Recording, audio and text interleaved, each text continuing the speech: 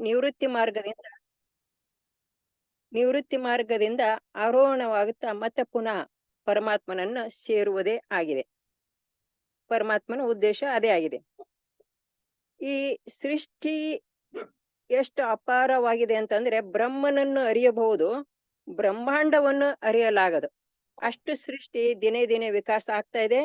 ಈ ಪ್ರಕೃತಿಯಲ್ಲಿ ಯಾವುದೂ ಸುಮ್ಮನಿಲ್ಲ, ಎಲ್ಲವೂ ನಡೀತದೆ. ಈಗ ನಾವು ಸುಮ್ಮನೆ ಇದ್ರು ಕೂಡ ನಮ್ಮ ಒಳಗಡೆ ಲಂಗ್ಸ್ ಕ್ರಿಯೆ ನಡೀತಾ ಇದೆ, ಹಾರ್ಟ್ ತನ್ನ ಕೆಲಸ ತಾವು ಮಾಡ್ತಾ ಇದೆ, ಕಿಡ್ನಿ ತನ್ನ ಕೆಲಸ ತಾವು ಮಾಡ್ತಾ ಇದೆ, ಉಸಿರಾಡ್ತಾ ಇದೀವಿ. ಹೀಗೆ ಒಳಗಡೆ ಎಲ್ಲವೂ ನಾವು ಸುಮ್ಮನಿದ್ರು ಕೂಡ ಎಲ್ಲವೂ ನಡೀತಾನೆ ಇದೆ. ಹಾಗೆ ಸೃಷ್ಟಿಯಲ್ಲಿ ಕೂಡ ಎಲ್ಲ ಕ್ರಿಯೆಗಳು ನಡೀತಾ ಇದ್ದಾವೆ. ಅಷ್ಟೊಂದು ಐನ್ಸ್ಟೀನ್ ಕೂಡ ಹೇಳ್ತಾರೆ, ಈ ಸೃಷ್ಟಿ ವಿಕಾಸ ಆಗ್ತಾ ಇದೆ. ನಾವು ಇದುವರೆಗೆ ಕಂಡು ಹಿಡಿದಿದ್ದು 4% ಮಾತ್ರ, ಇನ್ನು 96% ಇದು ನಿಗೂಢವಾಗಿದೆ. ಈ ರಹಸ್ಯವನ್ನು ಭೇದಿಸುವುದು ಕೂಡ ಅಸಾಧ್ಯ ಅಂತ ತಿಳ್ಕೊಂಡು ಐನ್ಸ್ಟೀನ್ ಹೇಳ್ತಿದ್ದಾರೆ. ಒಂದು ಮರದಿಂದ ಬೀಜ ಉದುರುವಾಗ ಆ ಮರದ ಸತ್ವ ಸಾರವನ್ನು ತೆಗೆದುಕೊಂಡೇ ಆ ಬೀಜ ಉದುರ್ತದೆ. ಹೀಗೆ ಎಷ್ಟೊಂದು ಬೀಜಗಳು ಉದುರಿದ್ರು ಕೂಡ ಎಲ್ಲ ಬೀಜಗಳು ನಾಟಿ ಮರ ಆಗೋದಿಲ್ಲ. ಕೆಲವು ಬೀಜಗಳು ಅದಕ್ಕೊಂದು ಭೂಮಿಯ ಆಧಾರ ಸಿಗಬೇಕು, ಮತ್ತೆ ಅದಕ್ಕೆ ಎಲ್ಲ ಸತ್ವ ಸಾರ ಪಾಲನೆ ಪೋಷಣೆ ಎಲ್ಲ ಸಿಕ್ಕಾಗ ಆ ಮರವು ಆ ಬೀಜ ಪುನಃ ಮೊಳಕೆ ಒಡೆದು ಮತ್ತೆ ಪುನಃ ಮರವೇ ಆಗ್ತದೆ. ಮೂಲ ಮರ ಯಾವುದು ಈ ಮರ ಯಾವುದು ಅಂತ ಗೊತ್ತಾಗದಂತೆ ಎರಡು ಒಂದೇ ಆಗಿಬಿಡ್ತಾವ. ಅದೇ ರೀತಿ ಜೀವಾತ್ಮನು ಕೂಡ ಪರಮಾತ್ಮನಿಂದ ಬರುವಾಗ, ಪ್ರತ್ಯೇಕ ಆಗುವಾಗ ಆ ಪರಮಾತ್ಮನ ಅಂಶವನ್ನು ಎಲ್ಲ ಸತ್ವ ಸಾರವನ್ನೇ ತೆಗೆದುಕೊಂಡು ಜೀವಾತ್ಮನು ಧರೆಗೆ ಬರ್ತಾನೆ. ಆದರೆ ಏನಾಗ್ತಂದ್ ಬಂದ್ಮೇಲೆ ಅಂತಂದ್ರೆ, ಈ ಕಾಯಗೊಂಡು ಶರೀರದೊಳಗೆ ಆತ್ಮನು ಬಂದಿ ಆದ ಕಾರಣ ಈ ಅನಂತ ಜನ್ಮಗಳಲ್ಲಿ ಅಂದ್ರೆ 84 ಲಕ್ಷ ಜೀವಿಗಳಲ್ಲಿ ಹಾಯ್ದು ಬರ್ತಾ ಬರ್ತಾ ಪಾಪವನ್ನು ಪುಣ್ಯವನ್ನು ಮಾಡ್ತಾ ಸುಖ ದುಃಖವನ್ನು ಅನುಭವಿಸ್ತಾ ಕರ್ಮ ಬಂಧನಕ್ಕೆ ಒಳಗಾಗಿ ಅವನು ಎಷ್ಟೊಂದು ಜನ್ಮಗಳಲ್ಲಿ ಅವನು ಹೀಗೆ ಬರ್ತಾ ಇದ್ದಾನೆ. ಈ ಜೀವಾತ್ಮನ ಉದ್ಧಾರಕ್ಕಾಗಿ ಹರನೇ ಮತ್ತೆ ಗುರು ರೂಪವಾಗಿ ಬಂದು ಆ ಜೀವಾತ್ಮನಿಗೆ ಅಲ್ಲಿ ಮಾರ್ಗದರ್ಶನವನ್ನು ಮಾಡೋದನ್ನ ನೋಡ್ತಾ ಇದೀವಿ. ಗುರು ಕರುಣಿಸೆ ಬಿಟ್ಟಿತ್ತು ಮಾಯೆ, ಗುರು ಕರುಣಿಸೆ ಬಿಟ್ಟಿತ್ತು ಪ್ರಪಂಚ, ಗುರು ಕರುಣಿಸೆ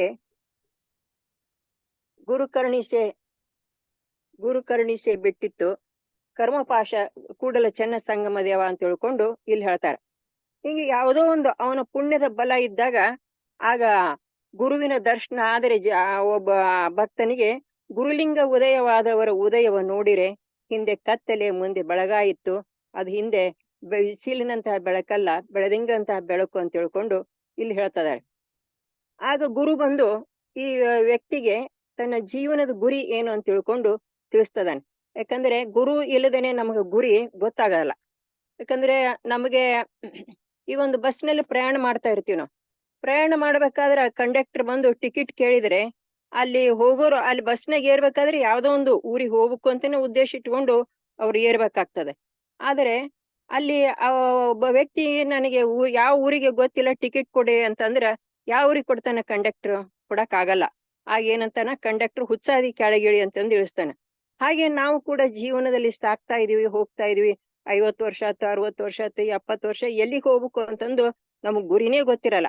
ಮತ್ತೆ ಪುನಃ ಹುಟ್ಟು ಸಾವುಗಳ ಚಕ್ರದಲ್ಲಿ ಮತ್ತೆ ಮತ್ತೆ ಬರ್ತಾನೆ ಇದೀವಿ.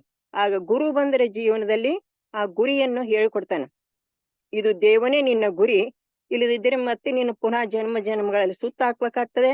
ನೀನು ಸಾಧನೆಯನ್ನು ಮಾಡಿ ದೇವನಿಂದ ಬಂದಂತ ನೀನು ಪುನಃ ದೇವನನ್ನು ಸೇರಿದಾಗ ನಿನಗೆ ಮುಕ್ತಿ ಅಂತ ತಿಳ್ಕೊಂಡು ಗುರು ಹೇಳಿದಾಗ ಆಗ ಭಕ್ತನು ಒಂದು ಪುಣ್ಯದ ಅಂಶ ಇತ್ತಂದ್ರೆ ಆ ಗುರುವಿನ ಮಾತಿಗೆ ಶರಣಾಗಿ ಆ ಗುರುವಿಗೆ ಶರಣಾಗ್ತಾನ. ಆಗ ಗುರು ಒಂದು ಅರಿವಿನ ಕುರುವಾಗಿ, ಯಾಕಂದ್ರೆ ಸಾಧನೆ ಮಾಡೋದರಲ್ಲಿ ಮುಖ್ಯವಾಗಿ ಪರಮಾತ್ಮನನ್ನ ನಿರಾಕಾರ ಅಂತ ತಿಳ್ಕೊಂಡು ಮೊದಲಿನವರು ಕೂಡ ಎಲ್ಲರೂ ಹೇಳಿದ್ರು. ಆದ್ರೆ ನಿರಾಕಾರ ಪರಮಾತ್ಮನ ಭಾವನೆಗೆ ಬರೋದಿಲ್ಲ, ಕಣ್ಣಿಗೆ ಒಂದು ಏನಾದ್ರೂ ಇರ್ಲೇಬೇಕಾಗ್ತದೆ. ಈ ನಿರಾಕಾರ ಪರಮಾತ್ಮನ ಪೂಜಿಸುವುದು ಹೇಗೆ ಅಂತ ತಿಳ್ಕೊಂಡು ಮೊದಲಿನವರು ಕೂಡ ಬಸವಣ್ಣವ್ರಿಗಿಂತಲೂ ಪೂರ್ವದಲ್ಲಿ ಅನೇಕರು ಕುರುವನ್ನು ಕೊಡ್ಲಿಕ್ಕೆ ಪ್ರಯತ್ನ ಮಾಡಿದ್ರು. ಆದ್ರೆ ಕುರುವನ್ನು ಕೊಡುವುದರಲ್ಲಿ ಎಲ್ಲರೂ ಫೇಲ್ ಆಗ್ತಾ ಇದ್ದಾರೆ. ಅಂದ್ರೆ ಕೃಷ್ಣ ಮೂರ್ತಿ ಮಾಡೋದು, ರಾಮನನ್ನ ಮೂರ್ತಿ ಮಾಡೋದು, ಅದನ್ನೇ ದೇವರು ಅಂತ ತಿಳ್ಕೊಂಡು ಆರೋಪ ಮಾಡುವುದು, ಈಗ ಅನೇಕ ಮೂರ್ತಿಗಳನ್ನು ಮಾಡಿ ಅದನ್ನೇ ದೇವರು ಅಂತಂದು ಪೂಜಿಸ್ತಾ ಬಂದರು. ಆದರೆ ಗುರು ಬಸವಣ್ಣನವರು ಪರಮಾತ್ಮನ ಕುರುವಾಗಿ 12 ವರ್ಷ ತನಕ ಚಿಂತನೆ ಮಾಡಿ ಒಂದು ಸರಿಯಾದಂತ ಕುರುವನ್ನು ಚೆನ್ನಬಸವಣ್ಣನವರು ಹೇಳ್ತಾ ಇದ್ದಾರೆ. ಬಸವನೇ ಬಿಲ್ಲಾಳಾಗಿ ಹೊಸ ಭಕ್ತಿ ಅಂಬಾಗಿ ಎಸೆದನಯ್ಯ ಗುರಿ ಮಾಡಿ ಲಿಂಗವನ್ನು ಅಂತ ತಿಳ್ಕೊಂಡು ಇಲ್ಲಿ ಹೇಳ್ತಾ ಇದಾರೆ ಚನ್ನಬಸವಣ್ಣನವರು. ಅಂತ ಒಂದು ಇಷ್ಟಲಿಂಗವನ್ನು ಆ ಶಿಷ್ಯನ ಕೈಗೆ ಕೊಟ್ಟಾಗ ಆ ಶಿಷ್ಯನು ಆ ಇಷ್ಟಲಿಂಗವನ್ನು ತೆಗೆದುಕೊಂಡು ಮತ್ತೆ ಪುನಃ ಆರೋಹಣವನ್ನು ಮಾಡ್ಬೇಕಾಗ್ತದೆ. ಒಬ್ಬನೇ ದೇವನು ಅಂತ ತಿಳ್ಕೊಂಡು ನಂಬಿ ಆ ಆ ಒಂದು ಶಟಸ್ಥಲ ಮಾರ್ಗವನ್ನು ಗುರು ಬಸವಣ್ಣನವರು ಕೊಡ್ತಾ ಇದ್ದಾರೆ. ಆ ಶಟಸ್ಥಲ ಮಾರ್ಗದಲ್ಲಿ ನಡೆಯುವಾಗ ಪಂಚಾಚಾರಗಳು ಮತ್ತು ಮತ್ತೆ ಅಷ್ಟ ಅಷ್ಟಾವರಣಗಳು ಗೋಲಾಗಿ ನಿಲ್ತಾ ಇದ್ದಾವೆ. ಹೀಗೆ ಶಟಸ್ಥಲ ಮಾರ್ಗದಲ್ಲಿ ಒಬ್ಬರು ಭಕ್ತನಾದ ಬಳಿಕ ತನ್ನಲ್ಲಿ ತನ್ನ ಇಷ್ಟಲಿಂಗವನ್ನು ಗುರು ಕೊಟ್ಟಂತಹ ಇಷ್ಟಲಿಂಗವನ್ನು ಪ್ರತಿನಿತ್ಯ ಸಾಧನೆ ಮಾಡ್ತಾ ಪೂಜೆ ಮಾಡ್ತಾ ತನ್ನಲ್ಲಿರುವಂತ ಅವಗುಣಗಳನ್ನು ಕಳೆದುಕೊಳ್ಬೇಕಾಗ್ತದೆ. ಅವಗುಣಗಳು ಏನಂತಂದ್ರೆ ಆಸೆ. ಗುರು ಬಸವಣ್ಣನವ್ರು ಹೇಳ್ತಾ ಇದಾರೆ, ಬೆಳೆಯುವ ಭೂಮಿಯಲ್ಲೊಂದು ಪ್ರಳಯದ ಕಸ ಹುಟ್ಟಿ ಸುಳಿಯಲಿಯದು ತಿಳಿಯಲಿಯದು ಎನ್ನ ಅವಗುಣ ಎಂಬ ಕಸವ ಕಿತ್ತು ತುಳಿದೆಗೆದು ಬೆಳೆಸು ಲಿಂಗ ತಂದೆ ಕೂಡಲ ಸಂಗಮ ದೇವ ಅಂತಂದು ಹೇಳ್ತಾ ಇದ್ದಾರೆ. ಇಲ್ಲಿ ಅವಗುಣಗಳನ್ನು ಕಳೆದುಕೊಳ್ಳದ ಹೊರತು ನಮ್ಮ ಸಾಧನೆ ಪ್ರಗತಿ ಆಗೋದಿಲ್ಲ. ಆದ್ದರಿಂದ ನಮ್ಮಲ್ಲಿರುವಂತ ದೋಷಗಳನ್ನು ನಾವೇ ನೋಡಿಕೊಂಡು ದಿನೇ ದಿನೇ ನಮ್ಮ ದೋಷಗಳನ್ನು ತೆಗೆದುಹಾಕ್ತಾ, ಆ ದೋಷಗಳು ಯಾವ ಅಂತಂದ್ರೆ ಮೊಟ್ಟ ಮೊದಲ ಆಸೆ, ಅಹಂಕಾರ, ಸುಳ್ಳು, ಕೋಪ, ನಿಂದೆ, ಪರಹಿಂಸೆ ಮತ್ತೆ ಇಂಥವನ್ನೆಲ್ಲ ನಾವು ದಿನೇ ದಿನೇ ತೆಗೆದು ನಾವು ಒಂದ್ ಕಡೆ ಹೇಳ್ತಾ ಇದಾರೆ, ಕ್ರಿಯೆ ಶುದ್ಧವಾದರೆ ಮನಶುದ್ಧ, ಮನಶುದ್ಧವಾದರೆ ಭಾವಶುದ್ಧ, ಭಾವಶುದ್ಧವಾದರೆ ಅರಿವು ಆತ್ಮಶುದ್ಧ, ಆತ್ಮನ ಅರಿವು ಶುದ್ಧವಾದರೆ ಆ ಪ್ರಾಣಲಿಂಗ ಸಂಬಂಧವಾಗಿ ನೀನೇ ಬಲ್ಲ ಅಂತ ತಿಳ್ಕೊಂಡು ಇಲ್ಲಿ ಒಂದು ವಚನದಲ್ಲಿ ಹೇಳ್ತಾ ಇದ್ದಾರೆ. ಅಂದಾಗ ನಡೆ ನುಡಿ ಶುದ್ಧವಾಗದ ಹೊರತು ನಮ್ಮ ಒಂದು ಏನು ಸಾಧನೆ ಇದೆಯಲ್ಲ ಅದರಲ್ಲಿ ನಾವು ಪ್ರಗತಿಯನ್ನು ಕಾಣ್ಲಿಕ್ಕೆ ಸಾಧ್ಯವಿಲ್ಲ. ಅಂದಾಗ ಅದಕ್ಕೆ ಇಲ್ಲಿ ಹೇಳ್ತಾರ, ಅದು ಎಲ್ಲವೂ ಕೂಡಿ ಬರ್ಬೇಕಾಗ್ತದೆ. ಶಿಷ್ಯನ ಒಂದು ಭಕ್ತಿನೇ ಬಹಳ. ಯಾಕಂದ್ರೆ ಈಗ ಹೊರಗಡೆ ಒಂದು ದವಸ ಧಾನ್ಯಗಳನ್ನು ಬೆಳೆಯಬೇಕಾದ್ರೆ ಒಬ್ಬ ರೈತನಿಗೆ ಭೂಮಿಯೇ ಆಧಾರವಾಗ್ತದೆ. ಹಾಗೆ ನಮ್ಮೊಳಗೆ ನಾವು ಒಂದು ಅಧ್ಯಾತ್ಮದ ಬೆಳೆಯನ್ನು ತೆಗಿಬೇಕಂತಂದ್ರೆ ಈ ಶರೀರವೇ ಆಧಾರವಾಗ್ತದೆ.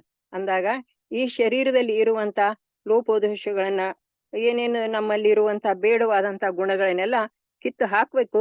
ಇದು ಒಂದು ತತ್ವ ಈಗ ಘಟಿಸ್ಬೇಕಾಗ್ತದೆ. ಹೀಗೆ ನಮ್ಮಲ್ಲಿರುವಂತ ಎಲ್ಲಾ ನಡೆನುಡಿ ಶುದ್ಧವಾಗ್ಬೇಕು, ನಮ್ಮಲ್ಲಿರುವಂತ ಭಕ್ತಿ ವಿಕಾಸ ಆಗ್ಬೇಕು, ಪರಮಾತ್ಮನ ಶಕ್ತಿ ಇಳಿದು ಬರ್ಬೇಕು ಅಂತಂದಾಗ ನಾವು ದಿನೇ ದಿನೇ ಪ್ರಗತಿಯನ್ನು ಮತ್ತೆ ಇದರಲ್ಲಿ ನಾವು ಸಾಧಿಸ್ಲಿಕ್ಕೆ ಸಾಧ್ಯವಿದೆ.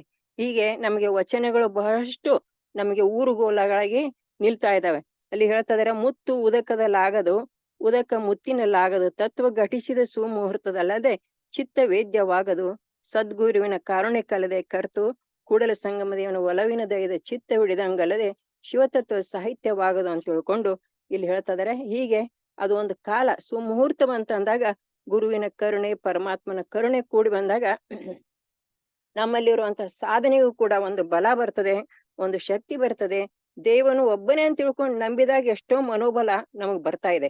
ಹೀಗೆ ನಾವು ಸಾಧನೆ ಮಾಡ್ತಾ ಮಾಡ್ತಾ ಗುರು ಬಸವಣ್ಣನವರು ನಮಗ್ ಒಂದು ಟೈಮ್ ಟೇಬಲ್ ಹಾಕಿ ಕೊಡ್ತಾರೆ. ಈ ಸಾಧನೆಯಲ್ಲಿ ಮುಂದುವರಿಬೇಕಾದ್ರೆ ಅವ್ರು ಹೇಳ್ತಾರ, ಸುಪ್ರಭಾತ ಸಮಯದಲ್ಲಿ ಎದ್ದು ಅರ್ತಿಯಲ್ಲಿ ಲಿಂಗವ ನೆನೆದರೆ ತಪ್ಪುವ ಅಪಮೃತ್ಯು ಕಾಲ ಕರ್ಮಗಳು ಅಂತ ಹೇಳ್ತಾರ. ಆ ನಿಜವಾದ ದೇವನ ಪೂಜೆಯನ್ನು ಮಾಡ್ತಾ ಹೋದ್ರೆ ನಮಗೆ ಬರುವಂತ ಕಾಲ ಕರ್ಮಗಳು ಕೂಡ ಹೋಗ್ತಾ ಇದಾವ ಅಂತ ತಿಳ್ಕೊಂಡು ಹೇಳ್ತಾರ. ಈ ಗುರು ಬಸವಣ್ಣನ ದೇವ ಪೂಜೆಯ ಮಾಟ ದುರಿತ ಬಂಧನದ ಓಟ, ಶಂಭು ನಿಮ್ಮಯ ನೋಟ ಕೆರೆ ಹಿಂಗದ ಕಣ್ಬೇಟ. ನೋಡಿದಲ್ಲ, ಮಾಟ ಕೂಟ ನೋಟ ಬೇಟ ಅಂತ ತಿಳ್ಕೊಂಡು ಇವು ಪ್ರಾಸ ಕೂಡುವುದಲ್ಲದೆ ಆ ವಚನಗಳಲ್ಲಿ ಅಂದ್ರೆ ಬಸವಣ್ಣರು ಬರೆಯುವಂತ ಶೈಲಿನೇ ಒಂದು ಬಹು ರಮ್ಯ, ಓದಲಿಕ್ಕೆ ಒಂದು ಸೊಗಸು ಅನಿಸ್ತದೆ. ಅವು ಹೆಂಗಾರ ಅಮೃತಮಯವಾದಂತ ಒಂದು ರಸಾಯನಗಳಿದ್ದಂತೆ. ಹೀಗೆ ಅನೇಕ ವಚನಗಳಲ್ಲಿ ನಾವು ನೋಡ್ತಿರ್ತೀವಿ. ಹೀಗೆ ಬಸವಣ್ಣರು ಬರೆಯುವಂತ ಶೈಲಿನೇ ಬಹಳ ಅದ್ಭುತವಾಗಿದೆ. ನೋಡು, ಇನ್ನೊಂದು ವಚನದಲ್ಲಿ ಹೇಳ್ತಾರ, ಬೇಡದರು ಶಿವಭಕ್ತರಲ್ಲದವರ ಬೇಡಿ ಬೋಡಾಗದಿರು, ಬೇಡಿದರೆ ಹುರುಳಿಲ್ಲ, ಬೇಡಿದ ಕೈಗೆ ಕಡ ಇಲ್ಲದೆ ಕೊಡಬಲ್ಲವರು ನಮ್ಮ ಕೂಡಲ ಸಂಗನ ಶರಣರು. ನೋಡ್ರಿ, ಇವೆಲ್ಲ ಒಂದೊಂದು ಶಬ್ದಗಳು ಕೂಡ ಪ್ರಾಸವನ್ನು ಕೂಡಿಸಿ ಬರೆಯುವಂತ ಒಂದು ಅದ್ಭುತ ಶೈಲಿ ಬಸವಣ್ಣನವರಲ್ಲಿತ್ತು. ಅದರಲ್ಲಿ ಅಷ್ಟೇ ಭಕ್ತಿ ಇದೆ, ಜ್ಞಾನ ಇದೆ, ತತ್ವಜ್ಞಾನವಿದೆ. ಹೀಗೆಲ್ಲ ಅದು ಒಂದು ನಮ್ಗೆ ಓದ್ಲಿಕ್ಕೆ ಒಂದು ಅಮೃತ ರಸಾಯನ ಅಂತ ತಿಳ್ಕೊಂಡು ಅನಿಸ್ತದೆ. ಆಮೇಲೆ ಅಷ್ಟೇ ಇಲ್ಲ, ಒಂದು ಪೂಜಾ ವಿಧಾನವನ್ನು ಕೂಡ ಅವ್ರು ಹೇಳ್ತಾರೆ. ಅಷ್ಟವಿಧಾರ್ಚನೆಯ ಮಾಡುವುದು ಮಾಡಿದ ಪೂಜೆಯ ನೋಡುವುದು. ಮೊದಲು ನಾವು ವಿಭೂತಿ, ಗಂಧ, ಪತ್ರೆ, ಪುಷ್ಪ ಹೀಗೆಲ್ಲ ಇವನ್ನೆಲ್ಲ ಜೋಡಿಸಿಕೊಂಡು ಪೂಜೆ ಮಾಡುವುದರಲ್ಲಿ ಏನಿದೆ ಅಂತಂದ್ರ ಅಷ್ಟು ಸಂತೋಷವಿದೆ. ಅಂದ್ರೆ ಇದು ಕ್ರಿಯಾತ್ಮಕವಾದಂತ ಕ್ರಿಯೆ ಬೇಕು. ಸುಮ್ನೆ ನಾವು ಕಣ್ಣು ಮುಚ್ಕೊಂಡು ಧ್ಯಾನ ಮಾಡಿದ್ರೆ ನಮಗದು ಏನು ಅದು ಅಷ್ಟೊಂದು ಸಮರ್ಪಕವಾಗಿ ನಾವು ಗುರಿಯನ್ನು ಮುಟ್ಲಿಕ್ಕೆ ಆಗಲ್ಲ. ಆದ್ರೆ ಇಲ್ಲಿ ನಮ್ಮ ಕಣ್ಣೆದುರಿಗೆ ಒಂದು ವಸ್ತು ಬೇಕಾಗ್ತದೆ. ಅದಕ್ಕಾಗಿ ಇಷ್ಟಲಿಂಗವನ್ನು ಕೊಟ್ಟು ಅಷ್ಟವಿಧಾರ್ಚನೆ ಮಾಡುವುದು, ಆಮೇಲೆ ಮಾಡಿದ ಪೂಜೆಯ ನೋಡುವುದು, ಇದು ಬಹಳ ಮುಖ್ಯದ. ನೋಡುವಂತಹ ಕ್ರಿಯೆ ಏನಿದೆ, ಬಸವಣ್ಣರು ಕೊಟ್ಟಂತ ಭಕ್ತಿನೇ ನೋಟದ ಭಕ್ತಿ ಇದೆ. ಇದು ನೋಟದ ಭಕ್ತಿ. ನೋಟದ ಭಕ್ತಿ ಬಸವನಿಂದ ಆಯ್ತು ಅಂತ ತಿಳ್ಕೊಂಡು ಹೇಳ್ತಾರ. ಕೂಟದ ಜ್ಞಾನ ಬಸವನಿಂದ ಆಯ್ತು, ನೋಟಕಾರ ನೋಟಕ್ಕೆ ಈ ಭಕ್ತಿ, ಲಿಂಗಕೂಟಕ್ಕೆ ಕೂಟವಾಯಿತಯ್ಯ ಕಪಿಲ ಸಿದ್ಧ ಮಲ್ಲಿಕಾರ್ಜುನ ಅಂತ ತಿಳ್ಕೊಂಡು ಹೇಳ್ತಾರ. ಮತ್ತು ಅಲ್ಲಮ್ಮ ಪ್ರಭುಗಳು ಕೂಡ ಹೇಳ್ತಾರೆ, ನೋಟವೇ ಕೂಟ, ಕೂಟವೇ ಪ್ರಾಣ, ಪ್ರಾಣವೇ ಏಕ, ಏಕವೇ ಸಮರಸ, ಸಮರಸವೇ ಲಿಂಗ, ಲಿಂಗವೇ ಪರಿಪೂರ್ಣ, ಪರಿಪೂರ್ಣವೇ ಪರಬ್ರಹ್ಮ, ಪರಬ್ರಹ್ಮವೇ ತಾನು. ಇಂತಿ ನಿಜವ ಗುಹೇಶ್ವರ ಬಲ್ಲನಲ್ಲದೆ ಕಣ್ಣಿಗೆ ಟಣ್ಣಗಳು ಎತ್ತಬಲ್ಲರು ಅಂತ ತಿಳ್ಕೊಂಡು ಹೇಳ್ತಾರೆ. ಅಂದ್ರೆ ನೋಡುವಂತ ಈ ಕ್ರಿಯೆ ಏನದಲ್ಲ, ನೇರವಾಗಿ 90 ಡಿಗ್ರಿಯಲ್ಲಿ ಕುಳಿತು ಕೈಯಲ್ಲಿ ಇಷ್ಟಲಿಂಗವನ್ನು ಇಟ್ಟುಕೊಂಡು ಈ ಒಂದು ಕಣ್ಣಿನ ನೋಟ, ಕಣ್ಣು ಪಿಳುಕಿಸ್ತೆ ನೋಡುವಂತ ನೋಟ ಅದ್ಭುತವಾದಂತ ನಮ್ಮಲ್ಲಿ ಒಂದು ಪರಿವರ್ತನೆ ಬರ್ಲಿಕ್ಕೆ ಶುರು ಆಗ್ತದೆ. ಅಂದಾಗ ಆಮೇಲೆ ಹೇಳ್ತಾರ, ಇದನ್ನು ಅಷ್ಟವಿಧಾರ್ಚನೆ ಮಾಡುವುದು, ಮಾಡಿದ ಪೂಜೆ ನೋಡುವುದು. ಈ ನೋಡುವುದರಲ್ಲಿ ಕಣ್ಣಿನ ಒಂದು ಪೊಳಕವಿದೆ. ಆಮೇಲೆ ಶಿವತತ್ವ ಗೀತವ ಹಾಡುವುದು, ಶಿವನ ಮುಂದೆ ನಲಿದಾಡುವುದು, ಭಕ್ತಿ ಸಂಭಾಷಣೆ ಮಾಡೋದು. ನೋಡ್ರಿ, ಈ ಒಂದು ಪೂಜೆಯಲ್ಲಿ, ಈ ಭಕ್ತಿಯಲ್ಲಿ ಎಂತ ಒಂದು ಶರಣಾಗತಿ ಇದೆ, ಆತ್ಮೀಯತೆ ಇದೆ, ಆನಂದವಿದೆ. ಮತ್ತು ಕೊನೆಯಲ್ಲಿ ಕೂಡಲ ಸಂಗನ ಕೂಡುವುದು. ನೋಡ್ರಿ, ಇಲ್ಲಿ ಧ್ಯಾನ ಅನ್ನೋದು ಇಲ್ಲಿ ಲಾಸ್ಟಿಗೆ ಬರ್ತದೆ. ನಾವು ಮೊದ್ಲೇ ಧ್ಯಾನ ಮಾಡ್ತೀವಿ ಅಂತಂದು ನಮ್ಗೇನೊಂದು ಆತ್ಮೀಯತೆ ಬರಲ್ಲ, ಕಣ್ಣಿನಲ್ಲಿ ಪುಳಕ ಇರಲ್ಲ, ಆನಂದ ಇರಲ್ಲ. ಕಣ್ಣೆದುರಿಗೆ ಒಂದು ಬೇಕು, ಒಂದು ವಸ್ತು ಇದ್ರೆ ನಮಗೆ ಏಕಾಗ್ರತೆಯೂ ಬರ್ತದ, ಭಕ್ತಿನೂ ಬರ್ತದ. ಯಾಕಂದ್ರೆ ಆ ಪತಂಜಲಿಯಲ್ಲಿ ಕೂಡ ಧ್ಯಾನ ಅನ್ನುವಂಥದ್ದು 6ನೇ ಮೆಟ್ನಲ್ಲಿ ಬರ್ತದೆ. ನಾವು ಮೊದಲಿಗೆನೆ ಧ್ಯಾನಕ್ಕಂತ ಕುಳಿತರೆ ನಮಗ ಅದು ದೇವರ ಒಂದು ಆ ಒಂದು ನಿಲುವು ನಮ್ಗೆ ಸಿಗಲ್ಲ. ಅದಕ್ಕಾಗಿ ಇಂಥ ಇಷ್ಟಲಿಂಗವನ್ನು ಅರುವಿನ ಕುರುವಾಗಿ, ಆಚಾರದ ಪ್ರತೀಕ, ಸದಾಚಾರದ ಪ್ರತೀಕವಾಗಿ ಮತ್ತು ಅನುಭವದ ನಿಲುವಾಗಿ ಗುರು ಬಸವಣ್ಣವರು ನಮಗೆ ಇಷ್ಟಲಿಂಗವನ್ನು ಈ ರೀತಿಯಾಗಿ ಕೊಡ್ತಾ ಇದ್ದಾರೆ. ಆಮೇಲೆ ಇಷ್ಟಲಿಂಗ ಪೂಜೆ ಮಾಡ್ತಾ ಮಾಡ್ತಾ ಮತ್ತೆ ಮುಂದೆ ಹೇಳ್ತಾರ, ಕಾಯಕ ಮಾಡುವುದು ಮತ್ತು ದಾಸೋಹ ಮಾಡೋದು. ಬಸವಣ್ಣವರು ಕೊಟ್ಟಂತ ತತ್ವಗಳಲ್ಲಿ ಒಂದು ಮೊದಲೇದ್ ಬೆಳಗಾಗ ಎದ್ದು ಇಷ್ಟಲಿಂಗ ಪೂಜೆಯನ್ನು ಈ ರೀತಿಯಾಗಿ ಮಾಡಿ ಆಮೇಲೆ ಮುಂದೆ ಹೇಳ್ತಾರ, ಕಾಯಕ ಮತ್ತು ದಾಸೋಹ ಮಾಡೋದು ಅಷ್ಟೇ ಬಹಳ ಮುಖ್ಯವಾದಂತ ಬಹಳ ಮಹತ್ವವನ್ನು ಕೊಡ್ತಾರ. ಆಮೇಲೆ ಸತ್ಸಂಗಕ್ಕೂ ಕೂಡ, ಪೂಜೆಗೆ ಎಷ್ಟು ಮಹತ್ವ ಕೊಡ್ತಾರೋ ಅಷ್ಟೇ ಸತ್ಸಂಗಕ್ಕೂ ಕೂಡ ಮಹತ್ವ ಕೊಡ್ತಾರ. ಅಂದ್ರೆ ಇವು ನಮಗೆ ವಚನಗಳು ಹೇಗೆ ಅಂತಂದ್ರೆ, ಅದು ಮುಖ್ಯವಾಗಿ ಬಸವಣ್ಣವ್ರ ವಚನಗಳು ಹೇಗೆ ಅಂತಂದ್ರೆ ರಸಾಯನ ಇದ್ದಂತೆ. ರಸಾಯನ ಅಂತಂದ್ರೆ ಆಯುರ್ವೇದದಲ್ಲಿ ಈ ಒಂದು ಇದು ಬರ್ತದ, ಅಲ್ಲಿ ಒಂದು ರಸಾಯನ ಅಂತ ತಿಳ್ಕೊಂಡು ಅವ್ರು ಹೇಳ್ತಾರ. ಇದ್ರ ಅರ್ಥ ಏನಂತಂದ್ರೆ, ನಾವು ಊಟ ಮಾಡಿದಂತ ಆಹಾರ ಏನಾಗ್ತದಲ್ಲ, 7 ರೀತಿಯಾಗಿ ಪರಿವರ್ತನೆ ಆಗ್ತಾ ಹೋಗ್ತದೆ. ಮೊದಲನೇದಾಗಿ ರಸ, ರಕ್ತ, ಮಾಂಸ, ಮೇಧಸ್ಸು, ಅಸ್ಥಿ, ಮಜ್ಜೆ, ಶುಕ್ರ ಅಂತ ತಿಳ್ಕೊಂಡು ರಸದಿಂದ ಆಯನದವರೆಗೆ, ಆಯನ ಅಂದ್ರೆ ಲಾಸ್ಟ್ ಅದು ಶುಕ್ರ. ಹೀಗೆ ನಾವು ಊಟ ಮಾಡಿದಂತ ಒಂದು ಪದಾರ್ಥ, ಆಹಾರ ಹೇಗೆ ಅದು ಪರಿವರ್ತನೆ ಆಗ್ತಾ ಕೊನೆಗೆ ಶಕ್ತಿಯಾಗಿ ಹೇಗೆ ನಿರ್ಮಾಣ ಆಗ್ತದಲ್ಲೋ, ಅದೇ ರೀತಿಯಾಗಿ ನಮ್ಮಲ್ಲಿ ಕೂಡ ಈ ವಚನಗಳು ಏನ್ ಮಾಡ್ತಾವ ಅಂತಂದ್ರೆ, ಮೊದಲು ಶ್ರದ್ಧಾಭಕ್ತಿ ಕಲಿಸ್ತಾವ. ಆಮೇಲೆ ಶ್ರದ್ಧಾಭಕ್ತಿಯಿಂದ ನಿಷ್ಠಾಭಕ್ತಿ, ನಿಷ್ಠಾಭಕ್ತಿಯಿಂದ ಅವಧಾನ ಭಕ್ತಿ, ಅವಧಾನದಿಂದ ಅನುಭವ ಭಕ್ತಿ, ಅನುಭವದಿಂದ ಆನಂದ ಭಕ್ತಿ, ಆನಂದ ಭಕ್ತಿಯಿಂದ ಸಮರಸ ಭಕ್ತಿಯ ಕಡೆಗೆ ನಮ್ಮನ್ನು ವಚನಗಳು ತಾವೇ ಕರೆದುಕೊಂಡು ಹೋಗ್ತಾ ಅಂತಂದ್ರೆ, ನಾವು ಅದಕ್ಕಾಗಿ ಶ್ರಮ ಪಡ್ಬೇಕು. ಮತ್ತು ನಾವು ಅದಕ್ಕಾಗಿ ಪ್ರಯತ್ನವನ್ನು ಮಾಡಿದಾಗ ಮಾತ್ರ ನಮಗೆ ಈ ಜೀವಾತ್ಮನು ಪುನಃ ಪರಮಾತ್ಮನಲ್ಲಿ ಒಂದಾಗೋದಕ್ಕೆ ಮುಕ್ತಿ ಅಂತ ತಿಳ್ಕೊಂಡು ಹೇಳ್ತಾರೆ. ಅಂದಾಗ ನಾವು ಅಂತರಂಗ ಮತ್ತು ಬಹಿರಂಗ, ಈ ಲೋಕ ಏನಿದೆಯಲ್ಲ, ಈ ಲೋಕ ಕೂಡ ಪರಮಾತ್ಮ ನಿರ್ಮಿಸಿದಂತ ಒಂದು ಲೋಕ. ಮರ್ತ್ಯ ಲೋಕ ಎಂಬುದು ಕರ್ತಾರ್ನ ಕಮ್ಮಟ ಬಯ್ಯ ಅಂತ ತಿಳ್ಕೊಂಡು ಹೇಳ್ತಿದಾರೆ.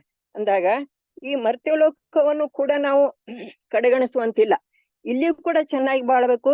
ನಮ್ಮ ಅಂತರಂಗದಲ್ಲಿ ಅಧ್ಯಾತ್ಮದ ಸಾಧನೆಯನ್ನು ಕೂಡ ನಾವು ಚೆನ್ನಾಗಿ ಮಾಡ್ಬೇಕಾಗ್ತದೆ. ಈ ಮರ್ತ್ಯ ಲೋಕ ಪರಮಾತ್ಮನೇ ನಿರ್ಮಿಸಿದಂತ ಒಂದು ಲೋಕ ಇರೋದ್ರಿಂದ ಇಲ್ಲಿ ಕೂಡ ನಾವು 2 ನಮಗೆ ಉದ್ದೇಶಗಳು. ಒಂದು ಪರಮಾತ್ಮನನ್ನು ಸೇರುವುದು ಒಂದು ಮೊದಲನೇ ಗುರಿ, ಆದರೆ 2ನೇ ಉದ್ದೇಶ ಈ ಮರ್ತ್ಯ ಲೋಕದಲ್ಲಿ ಇರೋ ತನಕ ನಾವು ಇನ್ನೊಬ್ಬರಿಗೆ ಎಷ್ಟು ಕೇಡನ್ನು ಮಾಡದೆ, ಏನೂ ಕೆಟ್ಟ ಮಾತುಗಳನ್ನ ಆಡದೆ, ಇಲ್ಲಿ ನಾವು ಲೋಕಕ್ಕಾಗಿ ಒಂದಿಷ್ಟು ನಾವು ಕೂಡ ಒಂದು ಉಪಕಾರ ಮಾಡ್ಬೇಕು ಅಂತ ತಿಳ್ಕೊಂಡು ಇಲ್ಲಿ ಹೇಳ್ತಾರೆ. ಕಾಯಕವನ್ನು ದಾಸೋಹ ಮಾಡುವುದನ್ನು ಬಸವಣ್ಣನವರು ಎಷ್ಟು ಚೆನ್ನಾಗಿ ಒತ್ತು ಕೊಡ್ತಾರೆ ಅಂದ್ರೆ ಒಂದು ವಚನದ ಮುಖಾಂತರ ಹೇಳ್ತಿದ್ದಾರೆ. ಬಾಳತ್ವಕ್ಕೆಂದು ಮಧುವ ತಂದು ಸಂಗ್ರಹಿಸಿ ಕೊಡನ ತುಂಬಿದ ಜೇನು ಹುಳುವಿನಂತೆ ತಾನುಂಬುದು ತನ್ನ ಎಂಜಲು ಜಗವುಂಬುದು ನೋಡಯ್ಯ.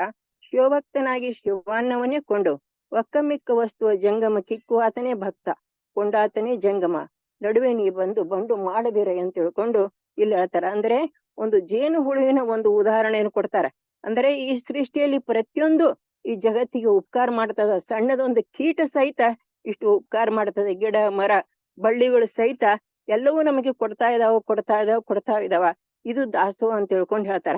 ಆಮೇಲೆ ಜೇನು ಹುಳು ಹೇಗೆ ತನ್ನ ಬದುಕಿಗಾಗಿ ಜೇನನ್ನ ತಂದು ಸಂಗ್ರಹಿಸಿ ಒಂದು ಕೊಡವನ್ನು ತುಂಬಿ ತಾನೂ ಊಟ ಮಾಡ್ತದೆ ಮತ್ತು ಜಗತ್ತಿಗೂ ಕೊಡ್ತಾ ಇದೆ.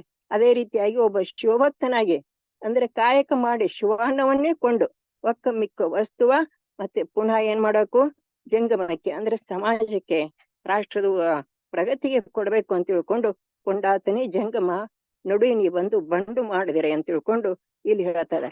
ಅಂದಾಗ ಕಾಯಕ ಮತ್ತು ದಾಸೋಹಕ್ಕೆ ಎಷ್ಟು ಒತ್ತು ಕೊಡ್ತಾರ ಅಂತಂದ್ರೆ ಇದು ಏನು ಕೊಡುವ ಗುಣ ನೀಡುವ ಗುಣ ಏನಿದೆಯಲ್ಲ ಇದು ಲಿಂಗದ ಗುಣ ಅಂತ ಹೇಳ್ತಾರೆ. ಬೇಡುವ ಗುಣ ಅಂಗದ ಗುಣ, ಕೊಡುವ ಗುಣ ಲಿಂಗದ ಗುಣ ಅಂದಾಗ ಅಕ್ಕ ಮಹಾದೇವ್ ಕೂಡ ಬಹಳ ಚೆನ್ನಾಗಿ ಹೇಳ್ತಾರೆ ಒಂದು ವಚನದಲ್ಲಿ. ಒಡಲ ಕಳವಳಕ್ಕಾಗಿ ಅಡವಿಯ ಹೊಕ್ಕೆನು ಗಿಡ ತಪ್ಪದೆ ಬೇಡಿದೆನು ಅವು ನೀಡಿದವು ತಮ್ಮ ಲಿಂಗಕ್ಕೆಂದು ನಾನು ಬೇಡಿದೆನು ಎಂದ ಅಂಗಕ್ಕೆಂದು ಅವು ನೀಡಿ ಭಕ್ತರಾದವು ನಾನು ಬೇಡಿ ಭವಿಯಾದೆ ಅಂತ ಚೆನ್ನಮಲ್ಲಿಕಾರ್ಜುನ. ಇನ್ನು ಬೇಡಿದನಾದಡೆ ನಿಮ್ಮ ಆಣೆ ಅಂತ ತಿಳ್ಕೊಂಡು ಅಕ್ಕ ಮಹಾದೇವರು ಇಲ್ಲಿ ಹೇಳ್ತಾ ಇದ್ದಾರೆ. ಅಂದಾಗ ಇಲ್ಲಿ ಎಂಥ ಒಂದು ತತ್ವವನ್ನು ಕಳಿಸ್ಕೊಡ್ತಾರೆ ನೋಡ್ರಿ.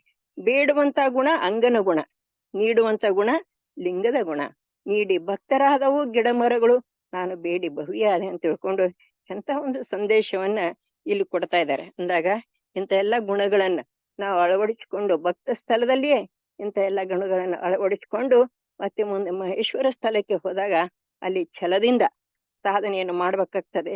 ಹೀಗೆ ಬಸವಣ್ಣವರು ಕೊಟ್ಟಂತ ವಚನಗಳನ್ನ ನಾವು ಜೀವನದಲ್ಲಿ ಅಳವಡಿಸಿಕೊಂಡು ಛಲದಿಂದ ಸಾಧನೆ ಮಾಡಿದ್ರೆ ನಾವು ಕೂಡ ಶರಣರಂತೆ ಆಗೋದ್ರಲ್ಲಿ ಯಾವ ಸಂದೇಹವೂ ಇಲ್ಲ ಅಂತ ತಿಳ್ಕೊಂಡು ನನ್ನ ಮಾತಿಗೆ ನಾನು ಮಂಗಲವನ್ನು ಮಾಡ್ತೇನೆ.